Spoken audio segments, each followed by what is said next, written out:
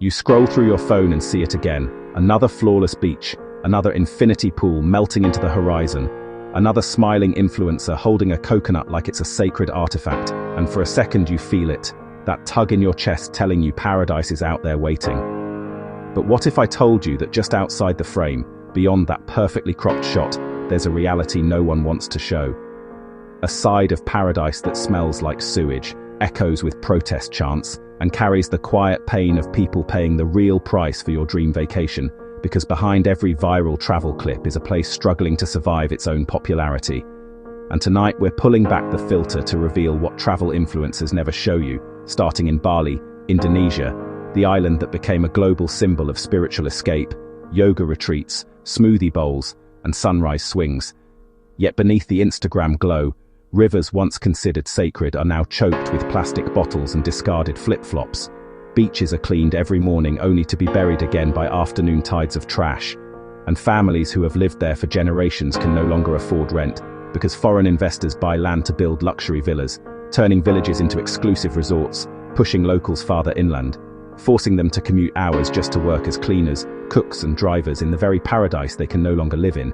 And while influencers soak in flower baths and talk about mindfulness, Bali's water table is collapsing, wells are drying up, and farmers are abandoning rice fields because tourism consumes more water in a day than an entire village uses in a month. Then we drift over to Santorini, Greece, the postcard island you've seen 1,000 times, white houses stacked like sugar cubes against a cobalt sea.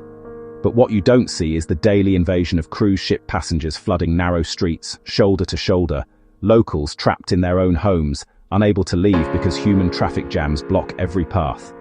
Restaurants hiking prices so high, residents can't afford to eat out in their own town.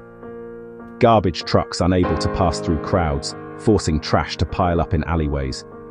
And as influencers chase sunsets on Oya's cliffs, locals beg the government to limit cruise arrivals, pleading for balance because the soul of their home is slipping away with every selfie taken at the edge. And before we go any further, quick pit stop. If you're enjoying this story so far, smash that like button like it owes you money, subscribe so you don't miss the next journey, and hit the bell, so YouTube actually tells you when we post instead of ghosting you like a bad date. Trust me, future you will thank you. Now let's keep going, across the ocean to Machu Picchu in Peru, the ancient Inca citadel hidden in the Andes, once a sacred site unknown to the outside world, now trampled by millions of feet every year. Stone steps polished smooth by constant traffic, erosion threatening to collapse sections of the ruins, authorities forced to introduce strict visitor quotas, timed tickets, and one-way walking routes just to control the damage. Yet illegal tours still sneak people in at night, guides bribing guards because demand is too powerful. And while tourists climb for that perfect summit shot, many locals work as porters on the Inca Trail, carrying heavy loads at high altitude for little pay, sleeping in cold tents while trekkers rest in luxury lodges, and you won't see that part on Instagram because it doesn't fit the dream. Then there's Venice, Italy, the floating city of romance, gondolas gliding through canals, couples kissing under moonlight. But locals are leaving in droves, forced out by rising rents as apartments turn into short-term rentals, grocery stores replaced by souvenir shops selling the same plastic masks, schools closing because there are no children left, only tourists. Massive cruise ships towering over historic buildings like steel monsters, displacing water, eroding foundations, activists forming human chains to block ships from entering the lagoon, shouting that their city is dying, because Venice is no longer a place to live. It's a theme park, and every influencer who tags down Venice Dream unknowingly contributes to its slow disappearance. Then we fly to the Maldives, the luxury escape of overwater bungalows and crystal lagoons.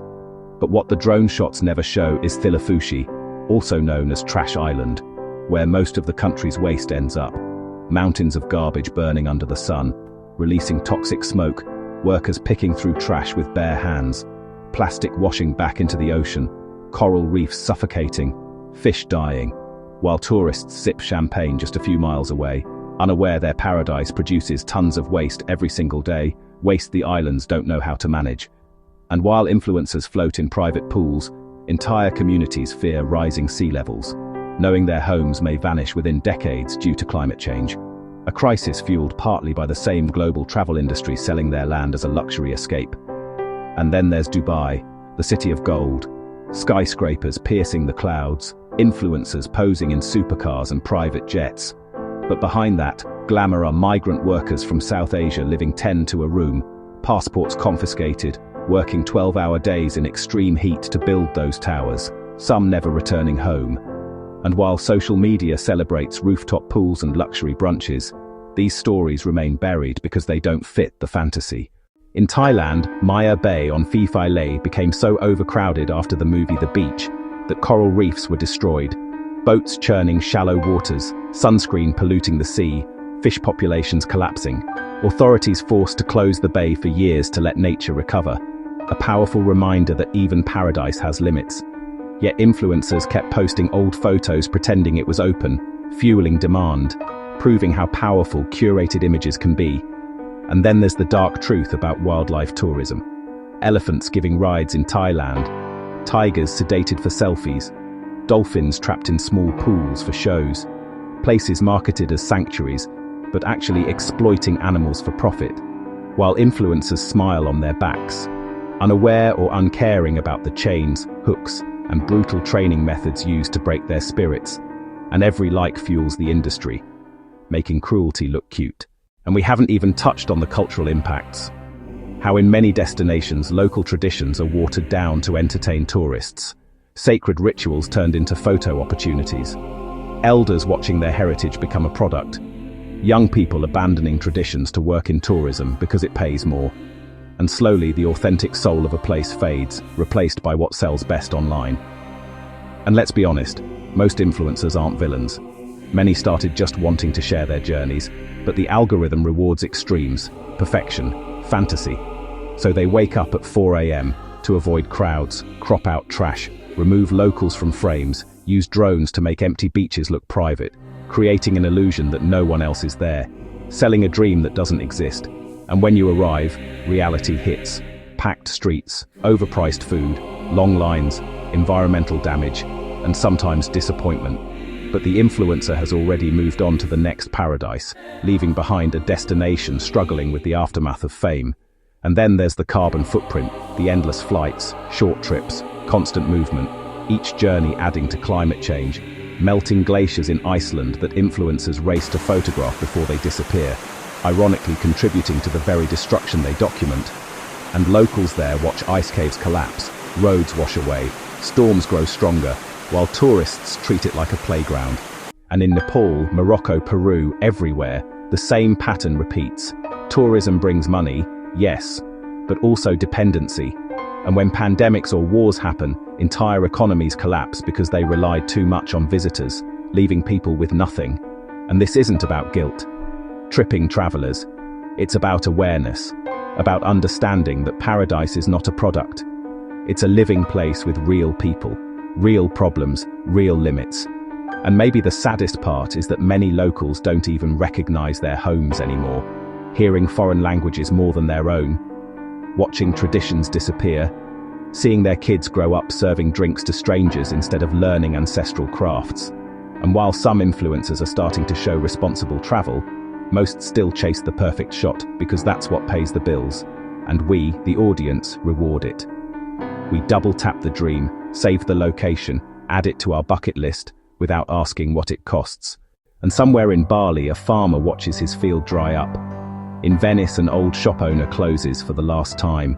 In the Maldives, a child coughs from burning trash smoke, and none of them appear in the frame.